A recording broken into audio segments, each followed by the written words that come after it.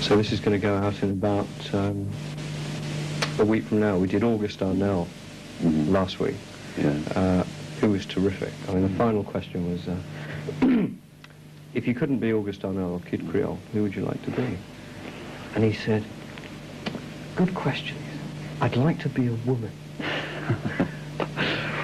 So I said, well, what do you mean? And he said, well, women are just one rung up from Negroes in the ladder of society. And he said, I'd really like to see life from a woman's perspective, which was terrific. I mean, it was a really good interview. Going to close up now. Okay. I'm afraid it's going to get rather hot. Okay. What are the questions? Oh, the questions and the atmosphere, I think. How was Glastonbury? It was quite strange. It's not something that, quite honestly, I'd like to relive.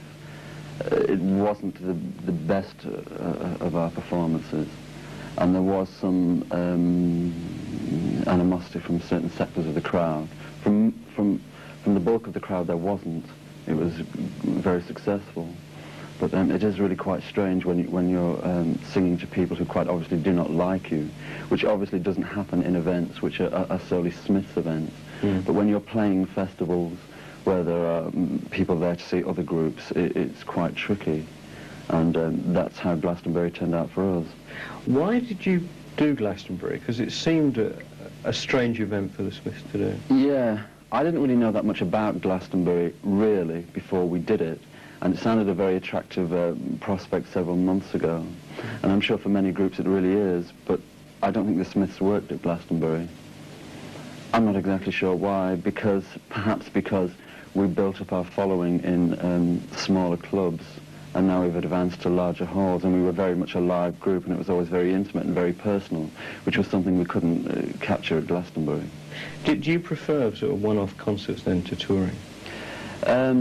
Well, we played persistently for almost 14 months, and we haven't stopped at any point, so I haven't been able to sit back from that situation and say, well, what do I prefer? Because we've always just plundered on, and everything, almost everything we've done has been incredibly successful. Out of the last year or so, we've only really had quite a few appearances that just didn't work. Well, I'd like to talk a bit now about your background. How old are you? I'm 25.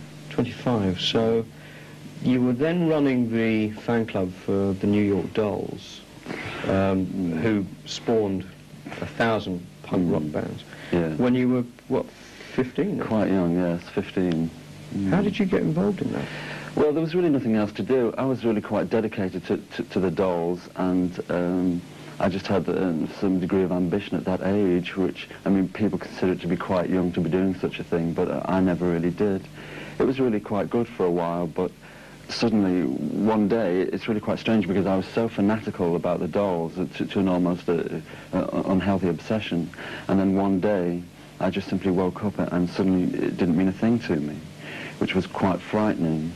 I mean, for me now to look back upon records from a particular period, which were the sole reason why I existed, and to listen to these records today and I hear nothing, is really quite strange. What is your background? What was your background? I mean, what did your parents do? I come from a working class background, nothing very sensational and nothing immensely interesting. I have one older sister. We've always lived in Manchester where I was born, and I've never really worked, and I've never really had done anything remotely interesting until the Smiths, so I have really quite an uninteresting background. What did your parents do? My mother was a librarian, and my father worked in a hospital, not as a brain surgeon. What did he do? He was a porter. He is a porter. Where, at that time, did you feel closer to your mother or your father? I think definitely my mother. She seemed to really understand, because I wasn't really quite the conventional teenager, and many of the ideas that I had just really didn't seem to appeal to the average working class teenager. I seemed really always to be a step apart from most people, which can almost sound glamorous and very poetic, and sometimes it was, but for a large degree it wasn't. There were quite bleak times. I wrestled for a while to break into journalism, and I was greeted with nothing but disinterest and failure. So that really determined me, made me more determined and more angry to do something beneficial. What were the sort of unconventional things that you did as a teenager? The most unconventional thing that I did was nothing. I wasn't really terribly interested in many things. I didn't go out. I had no social life. I didn't have any friends. I just really sat in for years and years and years reading, which of course is quite perverse. Certainly when one lives in a working class environment, it's totally, it's an illness. And did your parents object to your lifestyle? I think they worried slightly. They did worry to a certain degree, but my mother was always very, very supportive to almost anything I did. I told her I didn't want to work, and she said, well, that's fine, even at a time when we financially needed it. I told her that I wanted to go away, and she would let me. I would say I need a typewriter, and she'd buy it. She was always supportive in every possible way, when I'm sure most people would have really just slaughtered their children if they had these kind of inclinations. Mm.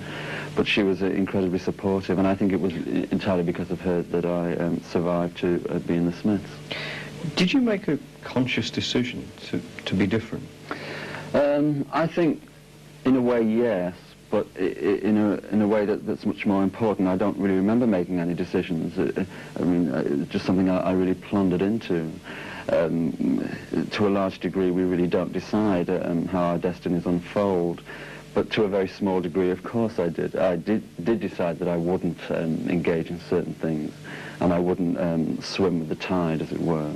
And these are really quite difficult things to do, and difficult decisions to make, and I always received severe opposition because I wouldn't work and such things. What was life like at school then for you? It must have been tough. It was quite tough. I mean, it constantly seems as though everything that I've experienced is a total nightmare, which isn't true. Yes, it was quite tough because I went to a very threadbare school, a very a school which it ultimately got some global attention for being the most brutal school in the country, capital punishment. You virtually didn't have to do a thing to be persistently whipped. Did you get beaten? For some obscure reason, I always avoided it. I always thought they considered me far too delicate to be caned. I constantly thought that they presumed that if they hit me, that I'd just disappear. But it was really quite an absurd school. And working class, the only thing that you could possibly do was woodwork. And obviously, when you left school, you would, go into a factory or something. There was no question of being artistic or of reading books or of thinking about anything specific. I remember at one point, one instance, all the pupils were asked to write about their favourite book. And I wrote about the dictionary. I remember I was virtually expelled for being so obstreperous and perverse. So it was that kind of school. Mm. It was the kind of school that gave no scope whatsoever for individuality. Did you have any friends among the other pupils? I did. I must say that I did. I did seem to attract the more obscure elements of the school. The kind of person that never had any friends. The very lanky, bespectacled, spotted failure somehow was attracted to me. And I thought that was quite interesting because I was very good at athletics. And I was the type of person who could have things very easy if I really wanted to. Mm. Because in working class schools, if you're good at athletics, you're the treasured student. Everything you do is wonderful and you can get away with anything. And I was that kind of student, but I kind of backed away from the very easy attainable things. And I blended with the obscure pupils, which was much more interesting than taking the easy route. What was your nickname at school? Oh, I'm not telling you. It's too ridiculous. No, I'm not telling you. What was your nickname? I can't say. It's ridiculous. All nicknames are ridiculous, but mine was more ridiculous than anybody else's. Next question. When did you first discover Oscar Wilde? When I was plundering towards 10 years old. My mother was quite dedicated and she had several books. And I think she had said to me before that, look, you really have to read this, it's everything you need to know about life, and I ignored her largely. But one day I became nailed to the book, and things were never quite the same since then. Which book was it? It was The Complete Works of Oscar Wilde. And what did that change for you?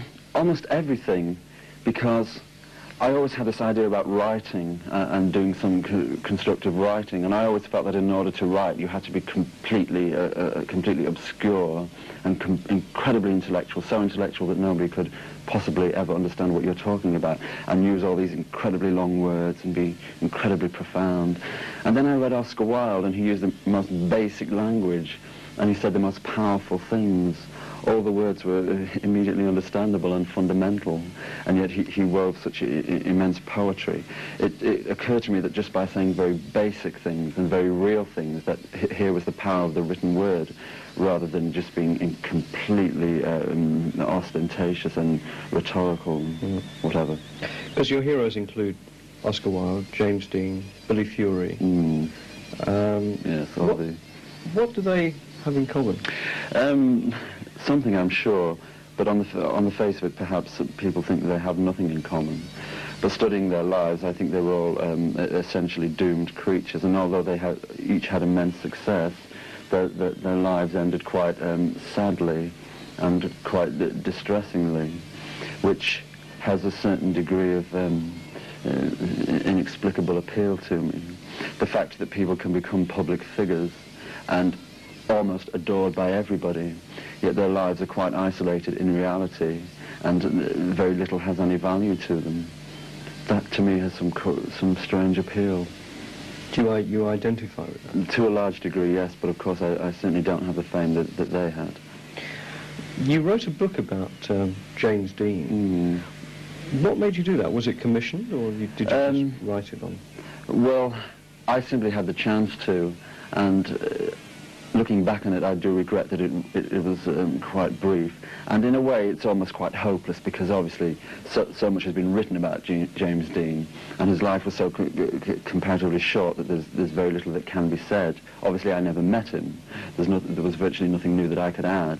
But I thought by simply thrusting something out onto the market, it could regenerate some degree of interest from people who perhaps wouldn't know that much about James Dean, because at the time when I did it, all the books that had been written on James Dean were out of print.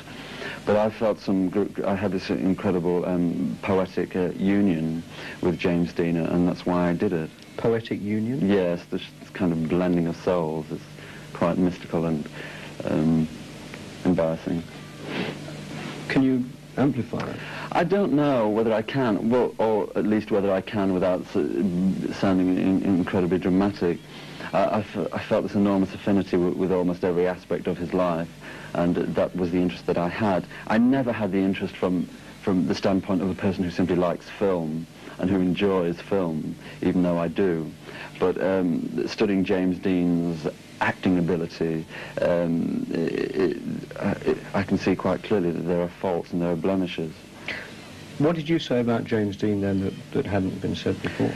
Practically nothing, perhaps, but I thought by simply writing from the standpoint of somebody who was living in the late 1970s, and who simply had obviously a very detached view of James Dean, which hadn't been done before, because everybody that had written about him had some connection, perhaps had met him, or was some obscure professor immersed in the whole ideology of film and film history. I wasn't. I was just a nondescript individual living in Manchester with no money. One of your other heroes, Sandy Shaw, you used to write fan letters to Sandy. Yeah. Who else did you write to? Practically everybody, I'm afraid. No, not practically everybody, that's completely untrue. I was very interested in correspondence, and if I did like anybody, I would write to them and tell them so.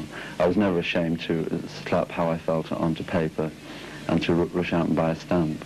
Who else did you write to? Oh, I'm embarrassed. I'd rather not say. I'm sorry. Well, there must be someone that isn't going to make you feel embarrassed. I don't know. Surely you're not embarrassed about No, on this subject I feel quite vulnerable. It's probably best that I don't say. I mean, it's really almost quite bad enough to admit that I even wrote letters to anybody. Why? I don't